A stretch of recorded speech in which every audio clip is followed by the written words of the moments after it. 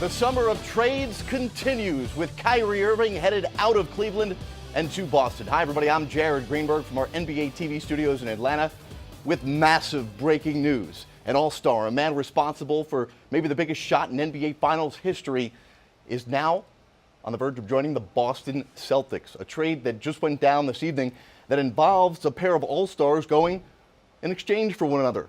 In addition to other pieces of the package, let's take a look at what we have at this deal right now at this hour as we join you live on NBA TV. Kyrie Irving going to Boston, Isaiah Thomas going to Cleveland. Now, you'll recall over the last several weeks, Isaiah Thomas has been saying that he's going to ask the Celtics to back up a Brinks truck, owed in the range of about $200 million come next season's end. Now we have to watch carefully to see if indeed Isaiah Thomas remains a member of the Cleveland Cavaliers and partners with LeBron James, trying to get him to an 8th consecutive NBA Finals, or if Koby Altman, the new general manager of the Cleveland Cavaliers, is looking to make further deals. Remember, the report came out last week that stipulated that if LeBron James' future beyond next season is unknown, that would change who Koby Altman and Dan Gilbert, the team owner, would want to trade in exchange for Kyrie Irving, thinking more of a rebuild beyond LeBron James once he leaves. Now, a big part of this trade, obviously, you're going to look at the two all-star point guards and realize how they're the two primary players in this. But a key asset that Danny Ainge had refused to give away up until this point is the Brooklyn Nets 2018 first-round pick, which goes unprotected to Boston, now being reportedly sent to Cleveland. This is the final piece of the trade in 2014 that sent Kevin Garnett, Paul Pierce, and others to Brooklyn, where they mortgaged their future, and Danny Ainge won arguably one of the great trades in NBA history. Now Ainge finally has had reason to part with that pick. You'll recall back in July, on July 1st, when we opened up free agency, that's when the big trade of Paul George went. It wasn't to Boston, as many thought that they would have a really good shot to get him. It was to Oklahoma City.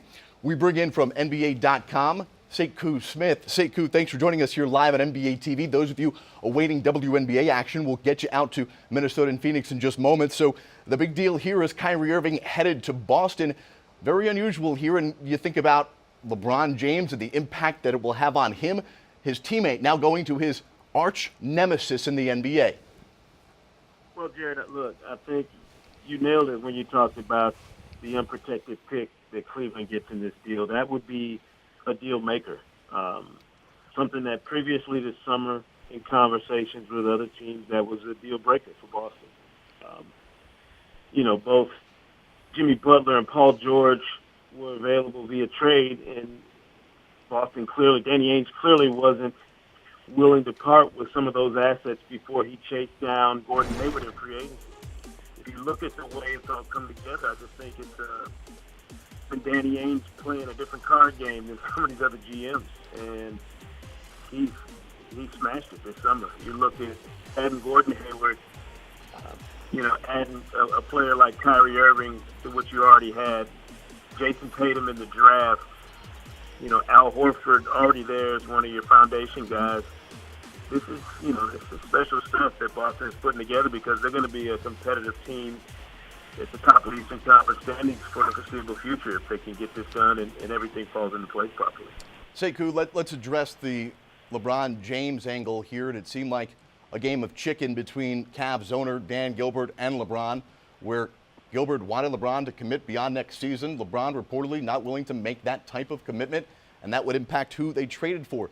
Do you think this type of deal could satisfy both parties in that they don't have to necessarily pay Isaiah Thomas $200 million, but maybe he is a good enough wingman to help get LeBron back to the NBA Finals?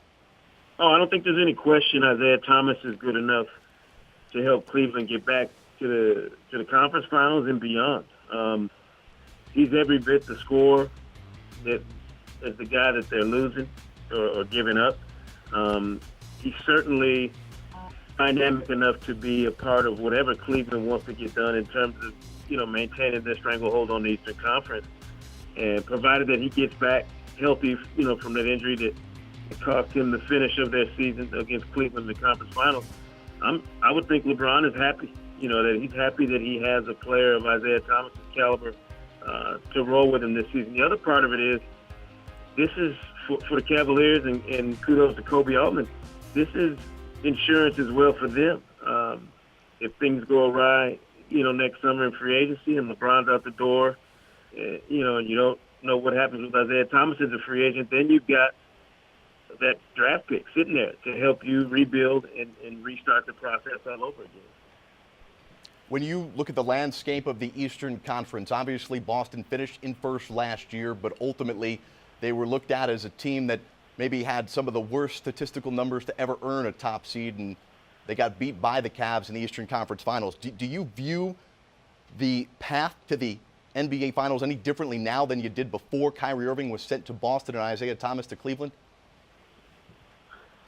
Yeah, I mean, look, I think if this deal hadn't gone down, I still think Cleveland would have been behind the eight ball in terms of trying to get there again. You do it 3 years in a row, the energy that you expend doing it, your roster has to find some fresh legs or a spark somewhere. So they were going to have to grind through this fourth campaign in whatever way they could. To me, this changes the dynamic a little bit for both sides. It gives them both a boost, having some new faces, some new blood in the ranks, and giving you a chance to see if there's maybe a different dynamic that you attack the season with. I think Gordon Hayward was going to make Cleveland more interesting. Gordon Hayward and Kyrie Irving makes, Cleveland's season much more dangerous because now Boston has some added firepower that they didn't have last time around. But you say that knowing that Isaiah Thomas, the best fourth quarter scorer in the league, Jared, is now playing alongside the guy who's universally recognized as the best player in the game right now. With Kevin Love still in the fold and all these other pieces, it just makes for some really good potential playoff basketball between these two teams if they're to meet up.